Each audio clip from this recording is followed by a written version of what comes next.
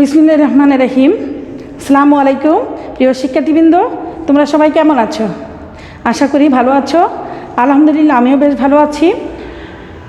আমি লায়লা আঞ্জুমানারা, সহকারী শিক্ষক, ছাতক সরকারি বহুমুখী model high school, Chhatak, Sunamganj. আমি আবারও তোমাদের মাঝে চলে আসলাম অষ্টম শ্রেণীর বিজ্ঞান বিষয়ে একটি অধ্যায়ে পাঠ নিয়ে। প্রিয় শিক্ষার্থীবৃন্দ, গতদিন আমি অষ্টম অধ্যায়ের রাসায়নিক বিক্রিয়ার কিছু পাঠ পড়িয়েছিলাম।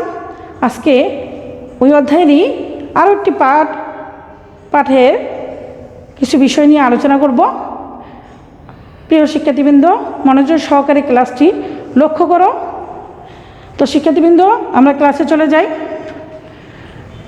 প্রিয় শিক্ষার্থীবৃন্দ, আজকে আমি তোমাদের সাথে আলোচনা করব শুষ্ক কোষ নিয়ে। কোষ কি? কোষটা হলো, আমরা নানা ধরনের কোষ সম্পর্কে জেনেছি, বিজ্ঞান বইয়ে আমরা কোষ সম্পর্কে জেনেছি, পেঁয়াজের কোষ, বিভিন্ন ধরনের কোষ সম্পর্কে আমরা জেনেছি। তো এখানে যে কোষটা হলো, এটা দেখো, এখানে একটা কোষের চিত্র দেওয়া আছে। আমরা যেমন উদ্ভিদ কোষ এবং প্রাণী কোষের দেখেছি, কোষটার মধ্যে কি নানা ধরনের পদার্থ থাকে, তেমনি এখানেও কোষের ভিতরে অনেক কিছু আছে। তো কোষ হলো, শুষ্ক কোষটা কি, যে এটি একটি তড়িৎ রাসায়নিক কোষ। এই কোষটা হলো যে এখানে বিদ্যুৎ প্রবাহ চলার জন্য একটা প্রসেসিংয়ের প্রক্রিয়া চলতে থাকে। এটাই হলো কি তড়িৎ রাসায়নিক কোষ, যে প্রসেসিংয়ের মাধ্যমে আমরা বিদ্যুৎ উৎপন্ন করতে পারি, বিদ্যুৎ পেতে পারি আর কি। তো প্রিয় শিক্ষার্থীবৃন্দ, তাহলে শুষ্ক কোষ একটি তড়িৎ রাসায়নিক কোষ। এইখানে দেখো, এর শুষ্ক কোষের গঠনটা সম্পর্কে আমরা আগে আলোচনা করি। শুষ্ক কোষ, এটি দেখতেছ একটি আয়তাকার একটি পাত্র। এই আয়তাকার পাত্রের মধ্যে এই যে দেখতেছ এই পর্যন্ত, এটা কি সিলিন্ডার আকৃতির একটি কি চোঙ। যে চোঙটা কি একটা দস্তার পাত্র। দস্তা বলতে জিঙ্কটাকে বাংলা বলা হয় দস্তা। তো এটি একটি দস্তার পাত্র। এই দস্তার পাত্রের মাঝখানে তোমরা একটা খালি জায়গা দেখছো। এই খালি জায়গায় কিছু পেস্ট মিশ্রিত থাকে, এবং এই যে কালো অংশটা দেখছো, এটি একটি কার্বন দণ্ড। এই কার্বন দণ্ডের মাথায় কি থাকে? একটা ধাতব টুপি থাকে। প্রিয় শিক্ষার্থীবৃন্দ, এই যে ধাতব টুপিটা, এটি ক্যাথোড হিসেবে কাজ করে। আর এই যে জিঙ্কের দস্তার পাত্রটা, এটি অ্যানোড হিসেবে কাজ করে। তাহলে এটি কিন্তু আবার একটি কি ধনাত্মক তড়িৎদ্বার, আর এটা হলো ঋণাত্মক একটা প্রান্ত, এটা ধনাত্মক একটা প্রান্ত। এইখানে যে ফাঁকা অংশটাতে দেখতেছ, এটা একটা সিলিন্ডারের মতো অংশ। যে অংশটা কি আয়তাকৃতি সিলিন্ডার, একটা ফাঁপা জায়গা। এই ফাঁপা জায়গায় এই যে সাদা অংশটা দেখতে পাচ্ছ, এই ফাঁপা জায়গায় আমরা কি নিব? দেখো, একটা তড়িৎ বিশেষ পদার্থ নিব, যেটার মাধ্যমে কি বিদ্যুৎ উৎপন্ন করতে পারে। Ammonium chloride. এই অ্যামোনিয়াম ক্লোরাইড, যেটার সংকেত হলো NH4Cl। তারপরে রইল কি কয়লার গুঁড়া। অ্যামোনিয়াম ক্লোরাইড, কয়লার গুঁড়া ও ম্যাঙ্গানিজ ডাইঅক্সাইডের মিশ্রণ। এগুলোকে মিশ্রিত করব অল্প পানি যোগে, অর্থাৎ অল্প পানি দিয়ে আমরা এটা কি করব? একটা লেই তৈরি করব, মিশ্রণ, একটা পেস্ট তৈরি করবো আর কি। তাহলে অ্যামোনিয়াম ক্লোরাইডের সংকেত হলো NH4Cl, কয়লা গুঁড়াও থাকবে, ম্যাঙ্গানিজ ডাইঅক্সাইডের মিশ্রণ যেটা হলো MnO2। এখানে এগুলো মিশ্রণের পেস্টটা আমরা কি করব? এই সিলিন্ডারের ফাঁপা জায়গাটাতে আমরা কী কী ভরে নিব। ভরে নেওয়ার পরে এমনভাবে ভরে নিব যেন এখানে একটা কি কার্বন দণ্ড, এখানে আমরা এই যে কালো অংশটা এটা একটা কার্বন দণ্ড নেওয়া হয়েছে। এই কার্বন দণ্ডটা এই সিলিন্ডারের ফাঁপা জায়গায় এমনভাবে আমরা, ফাঁপা জায়গা তো এখন না, এখন হলো পেস্ট ঢুকানো হয়েছে। এই অ্যামোনিয়াম ক্লোরাইড, কয়লার গুঁড়া ও ম্যাঙ্গানিজ ডাইঅক্সাইডের মিশ্রণে পেস্টটা যে পেস্টটা তৈরি করা হয়েছে এটা আমরা ফাঁপা জায়গায় ঢুকিয়েছি, এমনভাবে ঢুকিয়েছি। এখন আমরা কার্বন দণ্ডটা এখন এমনভাবে ঢুকাবো যেন এই যে দস্তার এখানে একটা পাত আছে, এই পাতটা যেন এই কার্বন দণ্ডটার সাথে স্পর্শ না করে। এটা স্পর্শ করবে না এই জন্য যে এখানে আমরা যে লেইটা নিছি, মিশ্রণটা নিছি, তো পেস্টটা যেটা নিলাম সেই পেস্টটা এমনভাবে থাকে যে এখানে কি লেগে থাকে, দস্তার পাত্রের সাথে এমনভাবে লেগে থাকে, হ্যাঁ, একটা ঘন হিসাবে, ঘন পদার্থ হিসাবে, যার জন্য এই পেস্টটার উপরেই থাকবে এই কার্বন দণ্ডটা। এবং সেটা কি করবে, জিঙ্কের এই পাতটাকে কি ছুঁতে পারবে না, যেহেতু এটা একটা জিঙ্কের চোঙ, জিঙ্কের পাত আছে পুরাটা, হ্যাঁ, এটাকে স্পর্শ যাতে না করে এমনভাবে কার্বন দণ্ডটা প্রবেশ করতে হবে। এরপরে তাহলে এটা একটা দস্তার পাত, হ্যাঁ, আর এখানে দস্তার পাতে এখানে এরা কাজ করেছে কি অ্যানোড হিসাবে, আর ধাতব টুপি এটা কাজ করেছে ক্যাথোড হিসাবে। কারণ পজিটিভ নেগেটিভের দিকে আকর্ষণ করে এবং বিপরীত চার্জের দিকে এরা সবসময় আকর্ষণ করে, ফলে বিক্রিয়া ঘটে এবং বিক্রিয়ার মাধ্যমে কি ইলেকট্রন প্রবাহ উৎপন্ন হয়। যে ইলেকট্রন প্রবাহ উৎপন্ন হওয়ার পরে ইলেকট্রন প্রবাহ চলতে থাকে সেই ইলেকট্রন প্রবাহ চলতে থাকার ফলে কি হয়, বিদ্যুৎ উৎপন্ন হয়। তো প্রিয় শিক্ষার্থীবৃন্দ, তোমরা শুষ্ক কোষের গঠনটা তোমরা বুঝতে পেরেছো আশা করি। তো এটি আসলে কি কাজ করে, আমরা বাসাবাড়িতে দেখেছি টর্চ লাইটের ভিতরে কি থাকে, ব্যাটারি থাকে, হ্যাঁ, কিছু টর্চ লাইটে ব্যাটারি থাকে, পেন্সিল যেটা বলা পেন্সিল ব্যাটারি, কিছু আর একটু মোটা, হ্যাঁ, এরকম ধরনের আরও মোটা মোটা ব্যাটারি আমরা দেখতে পাই। যেমন ধরো রিমোট কন্ট্রোলের ব্যাটারি একরকম, টর্চ লাইটের ব্যাটারি একরকম, হ্যাঁ, তো তারপরে আরও বিভিন্ন ধরনের সরঞ্জামের মধ্যে কি থাকে, এই ব্যাটারি থাকে। তো এই ব্যাটারিটা হলো এইটা, হ্যাঁ, এইটাই হলো কি একটা ব্যাটারি, শুষ্ক কোষ বলতে এইটা ব্যাটারির গঠন দেখানো হয়েছে, যেটার মাধ্যমে আমরা কী করি, একটা টর্চ লাইট জ্বালাতে পারি, রিমোট কন্ট্রোলের মাধ্যমে কি টেলিভিশন চালাতে পারি, হ্যাঁ, তারপরে এছাড়াও বিভিন্ন ধরনের খেলনাও কি ব্যাটারির মাধ্যমে চলে। তো শিক্ষার্থীবৃন্দ, শুষ্ক কোষ সম্পর্কে তাহলে তোমরা বুঝতে পারলে। এখন এটি কিভাবে কাজ করে খেয়াল করো।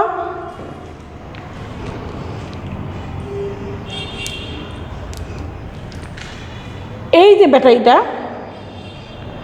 ধরো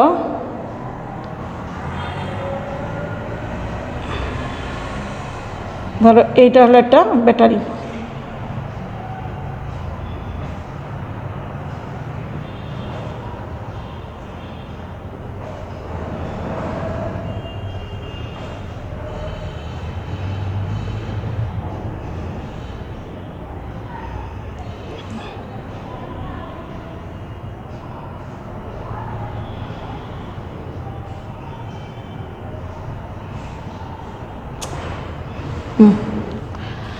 এটা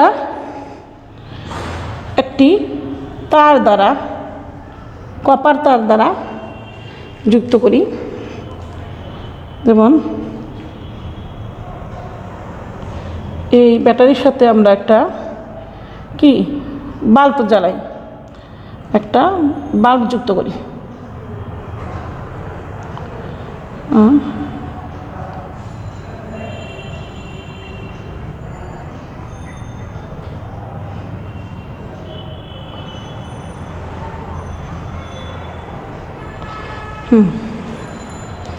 তো দেখো এটি কি, এটি একটি কি ব্যাটারি, যেটা হলো শুষ্ক কোষ।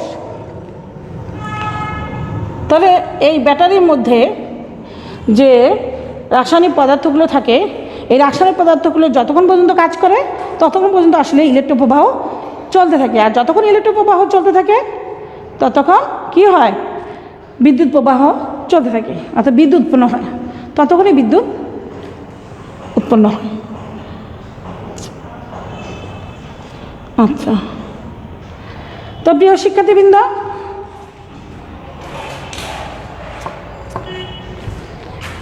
তাহলে এই যে বিদ্যুৎ, এই ব্যাটারির মাধ্যমে কি হলো, বিদ্যুৎ চলতেছে, ইলেকট্রন প্রবাহ চলতেছে, চলার ফলে কী হইতেছে, এখানে এই যে এই দিক দিয়ে যুক্ত হচ্ছে, এখানে ইলেকট্রন প্রবাহ চলতেছে, চলার ফলে কি হইতেছে, এই বাল্বটি জ্বলে উঠছে, এই বাল্বটি কী হচ্ছে, জ্বলে উঠছে।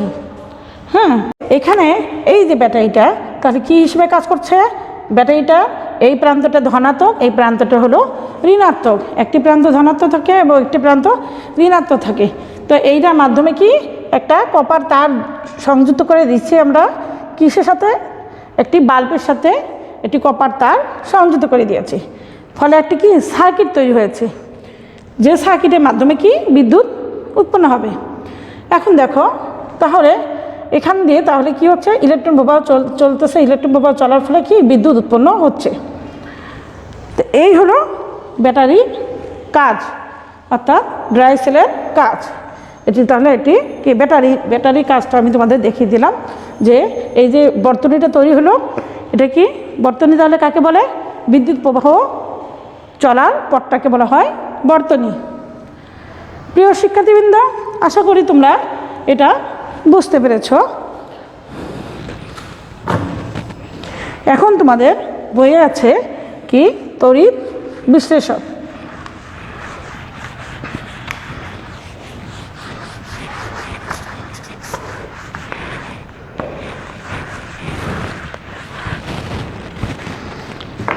তোমাদের বইয়ে এখন যেটা আছে সেটা হলো কি তড়িৎ বিশ্লেষণ।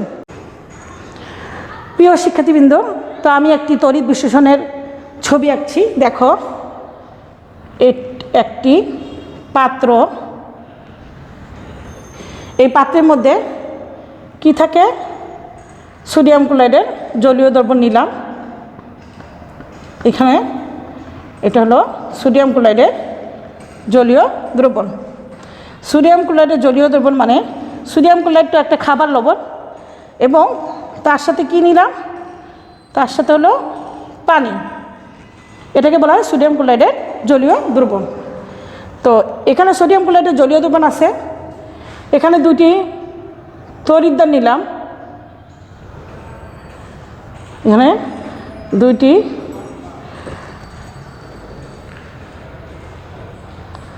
তড়িৎদ্বার যুক্ত করা হলো, ধাতব তড়িৎদ্বার। এখানে দুটি ধাতব তড়িৎদ্বার যুক্ত করা হলো, যেটা হলো জিঙ্কের তড়িৎদ্বার, যার এক প্রান্ত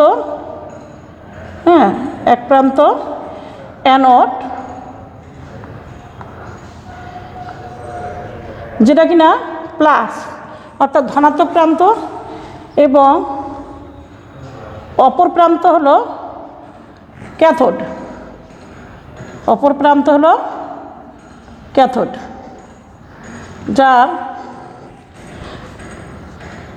যেটা হলো ঋণাত্মক প্রান্ত। তো এইটার সাথে কি একটা তার যুক্ত করা থাকে, এখানে একটি তার যুক্ত আছে, তার যুক্ত করার পরে এটার সাথে ব্যাটারি সংযুক্ত করা হলো। এখানে ব্যাটারিটা সংযুক্ত করার পরে যে ব্যাটারির এই প্রান্তটা হলো ধনাত্মক আর এই প্রান্তটা হলো ঋণাত্মক প্রান্ত, এই ধনাত্মক প্রান্তের সাথে যে তড়িৎদ্বার যুক্ত থাকবে সেটাকে বলা হয় অ্যানোড, এবং এই ঋণাত্মক প্রান্তের সাথে যে প্রান্তটা যুক্ত থাকবে সেটাকে বলা হয় ক্যাথোড। প্রিয় শিক্ষার্থীবৃন্দ, তাহলে এখানে যে জলীয় দ্রবণটা সোডিয়াম ক্লোরাইডের, এটা কি অবস্থায় আছে দেখো। সোডিয়াম ক্লোরাইড এটাকে এই যে ব্যাটারি যুক্ত করা হলো, এই ব্যাটারি যুক্ত করে এই ব্যাটারির মাধ্যমে কি করা হলো, তড়িৎ প্রবাহিত করা হলো। তড়িৎ প্রবাহিত করলে এটা তড়িৎ প্রবাহ হয়ে এখানে কি করে, যে বিশ্লেষ্য পদার্থগুলো আছে সেটাকে ভেঙে ফেলে। যে বিশ্লেষ্য পদার্থ আছে সেটাকে ভাঙলে কি হয়, যেমন সোডিয়াম ক্লোরাইড এখানে বিশ্লেষ্য পদার্থ, যেটা কিনা ভাঙলে কি হয়, সোডিয়াম প্লাস এবং ক্লোরাইড আয়নে পরিণত হয়। এখানে সোডিয়াম ক্লোরাইডটা এখানে এই অবস্থায় আছে, সোডিয়াম প্লাস এবং ক্লোরাইড আয়ন। এর সাথে আর কি আছে, পানি। পানিটাকে ভাঙলে ঠিক একই রকম হয়। পানিকে ভাঙলে কি হয়, হাইড্রোজেন প্লাস আর হলো হাইড্রোক্সিল মাইনাস। প্রিয় শিক্ষার্থীবৃন্দ, তাহলে এখানে রাসায়নিক বিক্রিয়ার মাধ্যমে কি হয়, এই যে সোডিয়াম প্লাসটা, সোডিয়াম প্লাস ক্যাথোডের দিকে আকৃষ্ট হয়। তাহলে এখানে সোডিয়াম প্লাসটা এই ক্যাথোডের দিকে আকৃষ্ট হবে এবং ক্লোরাইড আয়ন এটা কি অ্যানোডের দিকে আকৃষ্ট হয়, Cl মাইনাস।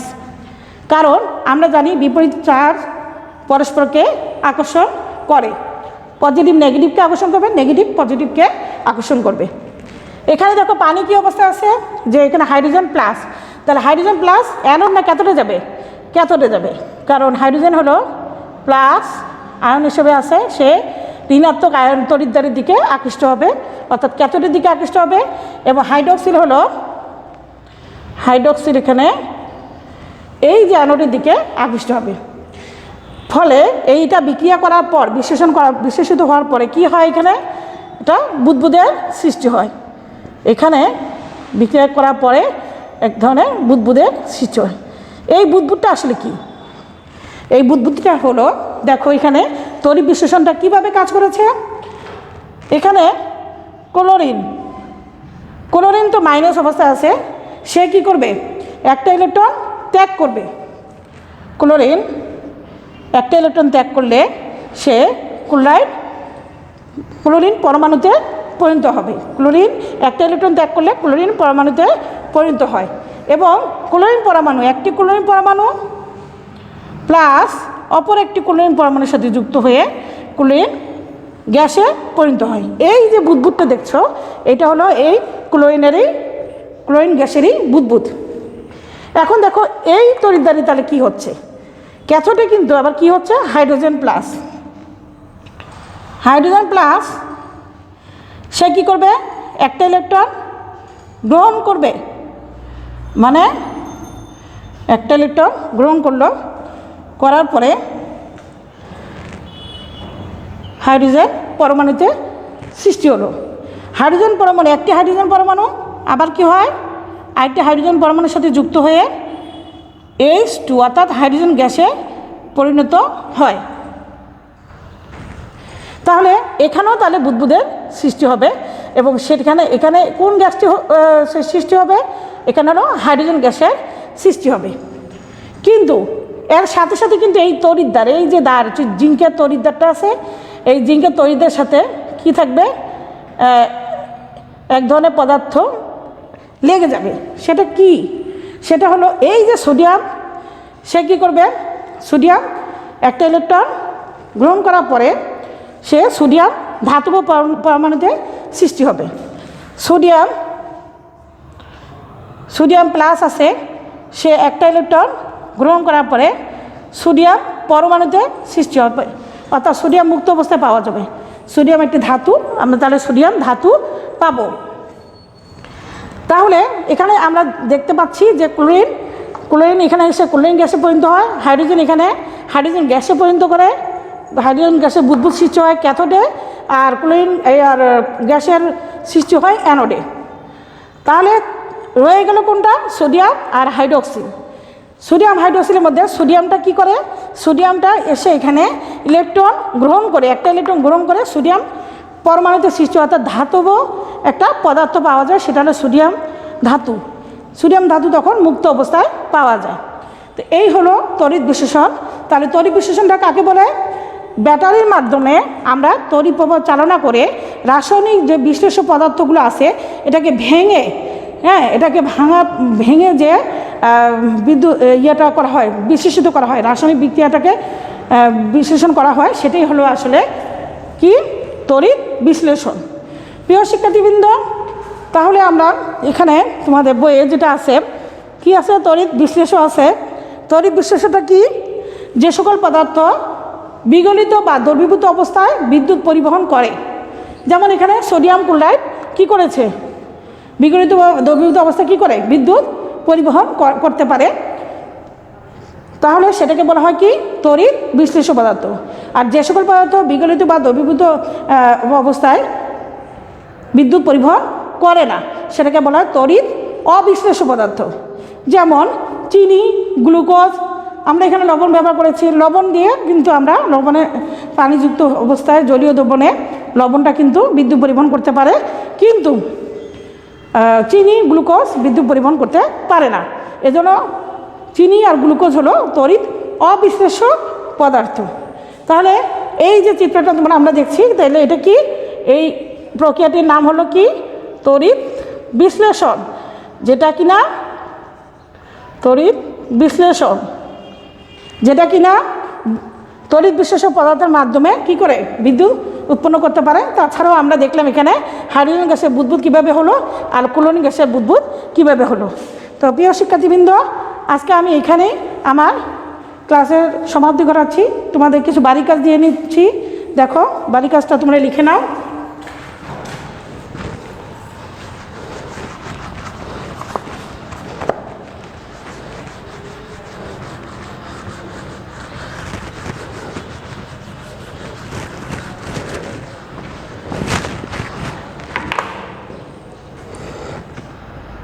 বাড়ির কাজ, বাড়ির কাজ থাকলো তোমাদের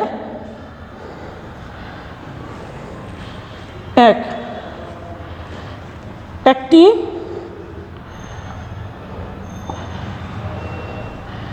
শুষ্ক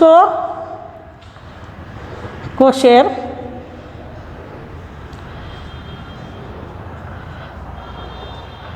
গঠন ও কাজ চিত্রসহ বর্ণনা করো।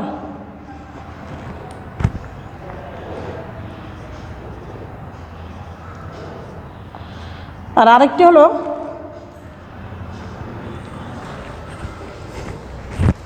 এখানে তড়িৎ বিশ্লেষ্য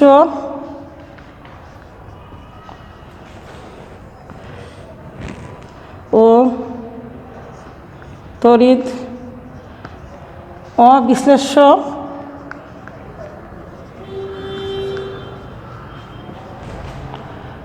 পদার্থ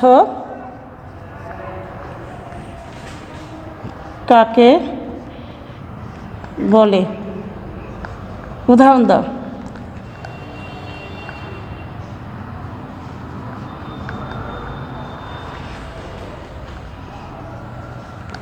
আর 3 নম্বরটি হলো তড়িৎ বিশ্লেষণ প্রক্রিয়াটি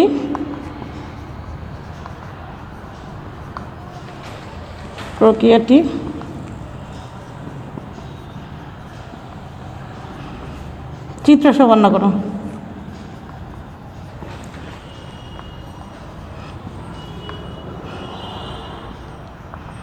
প্রিয় শিক্ষার্থীবৃন্দ, আশা করি তোমরা এটা খাতায় তুলে নিয়েছ। তো তোমরা ভালো থাকো, সুস্থ থাকো, বাড়ির কাজটা ঠিকমতো করবে। সবাইকে ধন্যবাদ জানাচ্ছি। খোদা হাফেজ।